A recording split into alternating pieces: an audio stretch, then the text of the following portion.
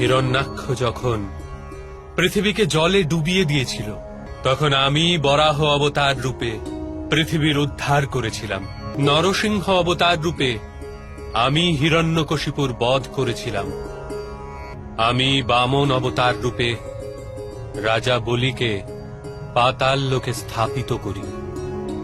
যখনই মানুষ ধর্মের মর্ম ভুলে যায়, যখনই ওদের হৃদয় থেকে উত্তম ভাব বিনষ্ট হয়ে যায়, প্রেমে স্থান প্রতিযোগিতা আর করুণা স্থান অহংকার নিয়ে নেয়, রাজা নিজেরই প্রজাদের শোষণ করে, সত্য থেকে অধিক ক্ষমতার মোহ প্রকট হয়ে যায়, তখনই আমি জন্মগ্রহণ করি।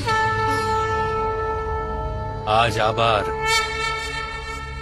অবতার রূপ ধারণ করার সময় উপস্থিত হয়েছে আমার সম্মুখে।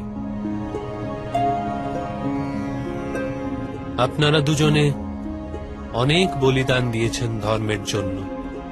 আপনাদের পীড়াকে দেখে স্বর্গের দেবতারাও শোকে ডুবে গেছেন, কিন্তু আপনাদের মাধ্যমেই সংসার, ধর্ম আর শান্তির প্রসাদ প্রাপ্ত হবে।